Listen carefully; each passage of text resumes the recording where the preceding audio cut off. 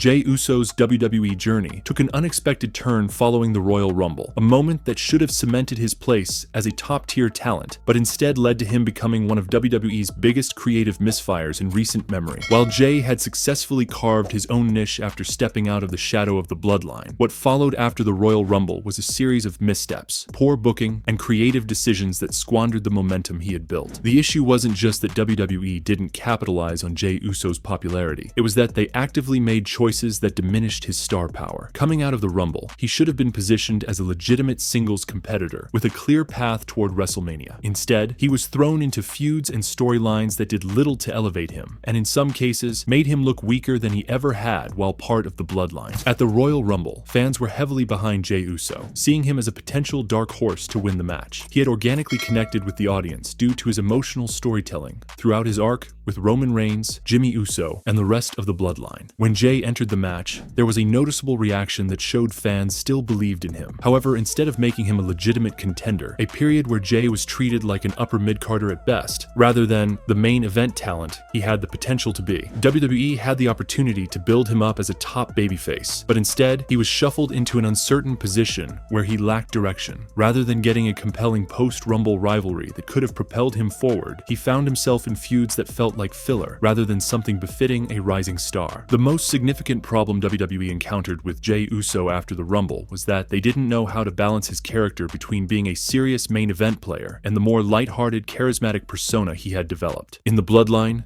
Jey had been one of the most emotionally layered characters in WWE, a man torn between loyalty to his family and his own desire to be free. The audience connected with his struggle, but after the Rumble, WWE reduced him to a one-dimensional performer who relied too much on catchphrases without giving him substantial material to work with. Instead of capitalizing on his emotionally compelling story, WWE placed Jey in meaningless tag team matches that felt like a step backward. He had already proven himself as a tag team legend with Jimmy, and his solo run was supposed to be about growth. But rather than growing, he was placed in matches that did nothing to push him forward. The more he was booked this way, the more his credibility as a serious competitor faded. The fans who had once believed in main event Jey Uso started to feel like WWE had abandoned that concept altogether. Even the way WWE handled his interactions with Jey Uso post-Rumble showed a lack of long-term vision. The betrayal by Jimmy at SummerSlam had been one of the most shocking moments of 2023, setting the stage for an emotional and personal feud. However, by the time the Royal Rumble came around, the storyline had lost much of its heat due to inconsistent storytelling. Their eventual interactions lacked the fire and emotional weight that had once made their story so compelling. Instead of feeling like an intense blood feud, it felt like WWE had dragged it out for too long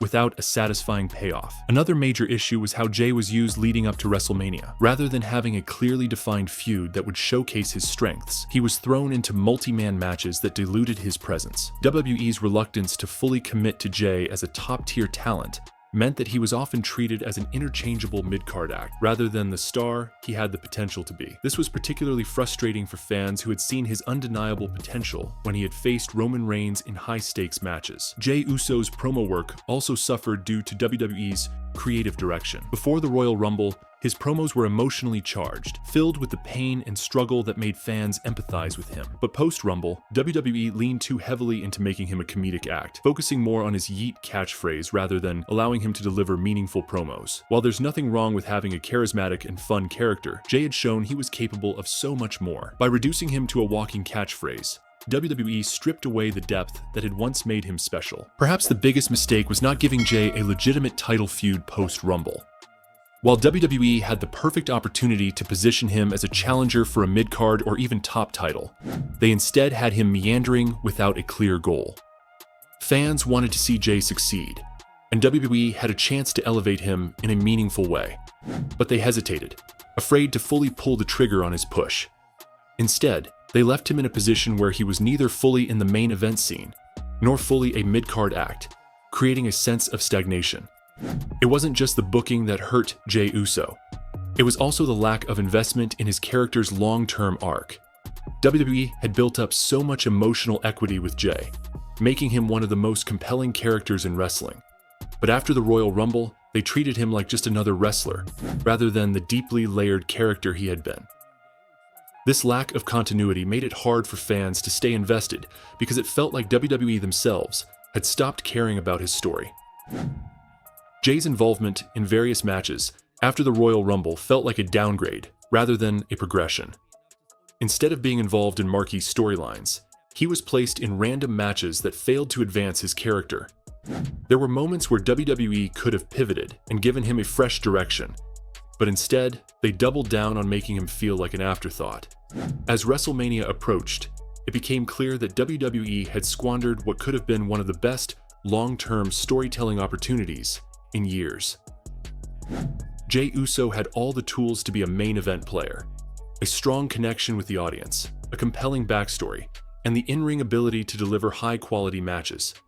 But rather than taking advantage of these strengths, WWE booked him inconsistently, failing to capitalize on the organic momentum he had. In hindsight, Jey Uso's post-Royal Rumble trajectory stands as one of WWE's biggest mistakes in recent years. They had an opportunity to elevate a beloved performer into true superstardom, but instead, they left him floundering in a creative limbo. Whether or not WWE will correct course remains to be seen, but as it stands, Jey Uso's post-Rumble booking serves as a frustrating example of wasted potential. The problem WWE now faces with Jey Uso isn't just about missed opportunities. It's about how they've created an environment where his booking is inconsistent, his character lacks depth, and his feuds lack meaning. This isn't just bad for Jey, it's bad for WWE as a whole. When a star with his level of crowd connection is mishandled, it creates a ripple effect where fans begin losing faith in WWE's ability to tell compelling stories. Jey Uso represents a larger issue within WWE, the failure to commit to building long-term stars.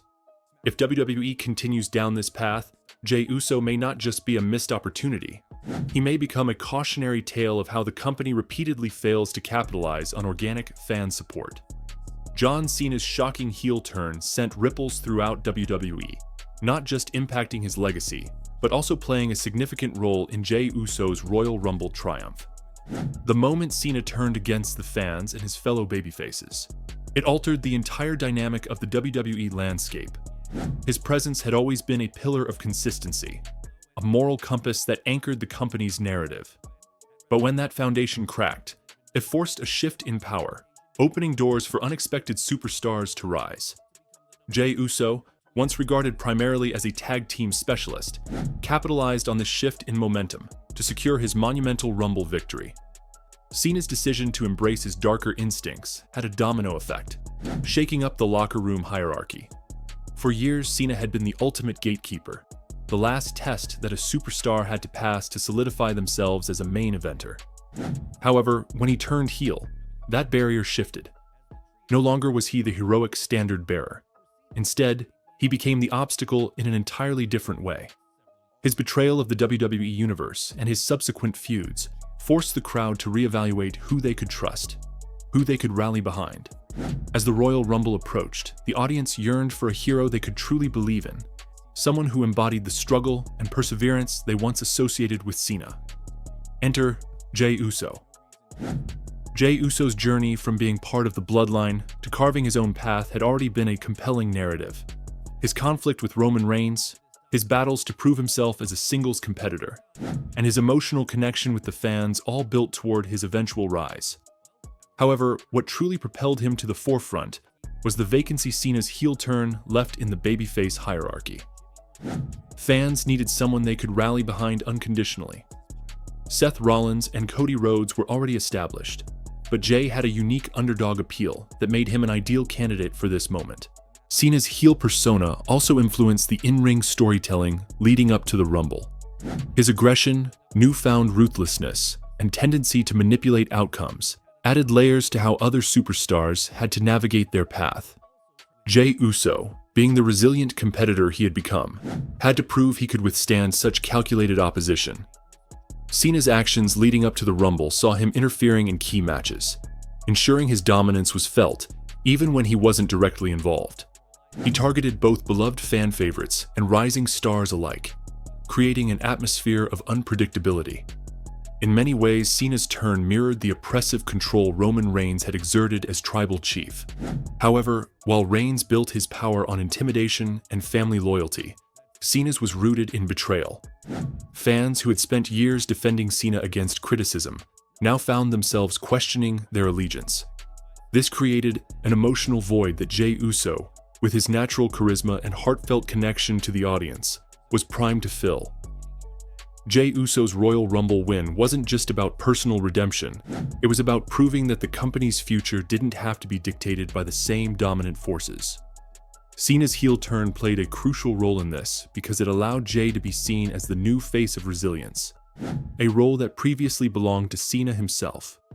With his victory, Jey cemented his place in the main event scene and set his sights on WrestleMania, proving that perseverance, heart, and an undeniable connection with the fans could overcome even the most seismic shifts in WWE history. John Cena's unexpected return and his interactions with Jey Uso before WrestleMania 41 also played a significant role in derailing Jey's hype. While Cena remains one of WWE's biggest icons, his presence often overshadows rising stars rather than elevating them. When WWE involved Cena in Jey's storyline, it became clear that Jey's trajectory was being sacrificed for a nostalgia pop.